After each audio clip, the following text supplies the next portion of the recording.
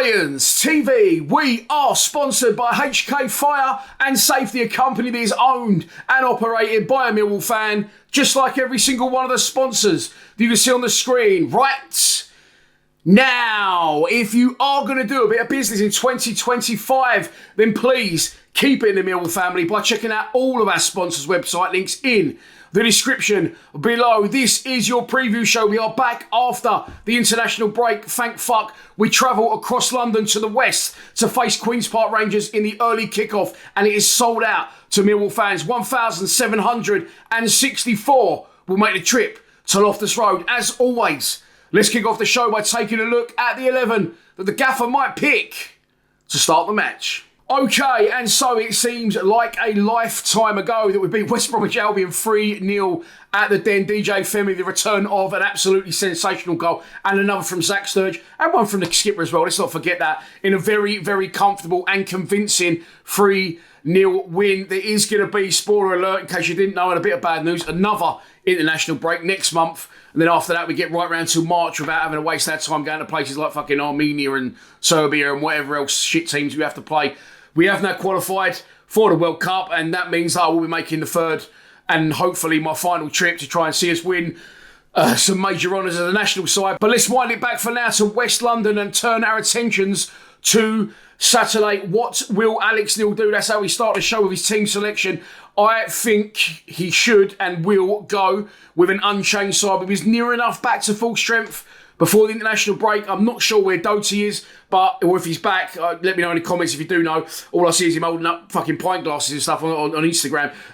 But he's a great player and we need him back as soon as possible. So hopefully he's back. I know Casper De Nor's definitely back. And as I said, we're pretty much back now to full strength, probably with the exception of Danny McNamara. So it's going to be a team selection headache for the gaffer. I think after that win against West Brom, I know it was now 2 weeks ago, or nearly 2 weeks ago, I think he'll go with an unchanged side. That is what you should do in the old cliche in football, never change a winning side. The only one I definitely would change, if he could change, would be the goalkeeper. If Lucas Jensen is ready, then I would bring him back, but I'm pretty sure he's not going to do that, and I expect him to go with the same team that beat West Brom last time out 3-0 in SE16. Let's move on to our opposition. As we know by now, and I've already mentioned, it's Queen's Park Rangers, managed by Julien Stéphan. The Frenchman is another one of these managers the same age as me. He's actually slightly younger. Maybe I don't look as young as I think I do. Maybe I do look like them, or I look older. But he just seems like a real adult, which I don't feel like I am, although I should be, being a father of two and nearly 46 years old. His first stab in English football, he got the job. They had a big chop and change. They always do. They're not far off Watford, are they, for always changing their managers. Marty Cifuentes lasted a while before he went to, I think he left, but I've just randomly found out he's the Leicester manager the other week when I watched them live. But anyway, stepping back to QPR and Julien Stéphan, or Julien Stéphan, call him what you like. I'm sure you'll pull me in the comments. He's doing all right. They're not doing too bad. They started the season. I predominantly, historically, think that QPR teams start seasons quite well and then fall away.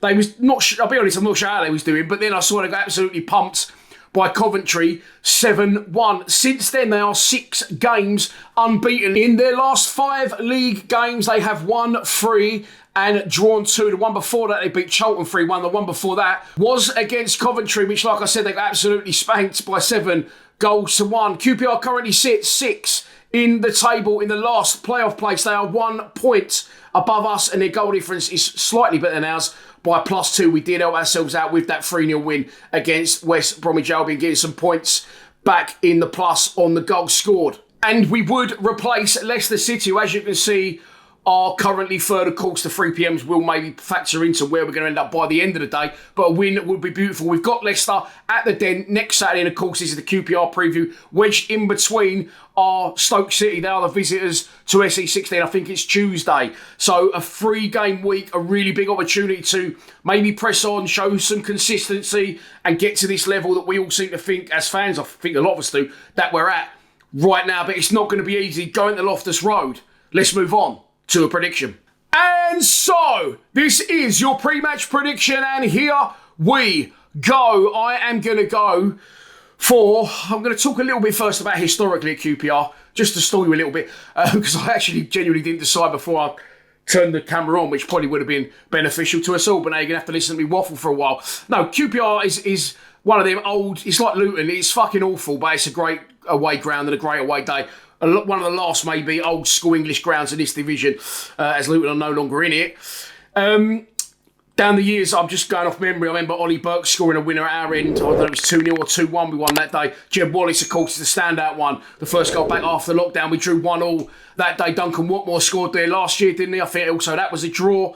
And I'm remembering back to Conor McLaughlin actually scoring a worldie in the black kit as well. I think Lee Gregory got one that night. It was a midweek game in a 2-2 draw. So I'm going to stay true to history and I'm going to go for a 1-1 draw. Of course, I would love 3 points, but I just think with the run they're on and it being an away game after an international break, we might not struggle to find our feet. I think it'll be an evenly contested match, and I'm going for DJ Fenwa Aziz to get our goal in a 1-1 draw. And so that's your lot for this preview show. Do you know what? Just saying, coming off the international break, and I hope the players aren't rusty. I hope they're not as rusty as I was filming this, because obviously you're going to get the edited version with clips. But believe me, that should have took about 6 minutes to film. I'm currently on about 20 minutes. Keep fluffing my lines. Hopefully the players don't fluff their lines to a sold-out away end on Saturday. A big London derby against Queens Park Rangers. And there's another one, because I like to put a clip of the ground in. Please be sure to check out the fans' score predictions from the other boys at Lions TV. I've asked for them today. It's Wednesday at 3 o'clock as I film this. As of yet, I've not got any, but hopefully they'll be going out at 5 p.m. on Thursday, as well as this video, unless you remember, you're watching it early. All that's left for me to say is, for the final time, I'll see you in Loftus Road on Saturday. If you're going, please subscribe to Lions TV. Come on, you Lions.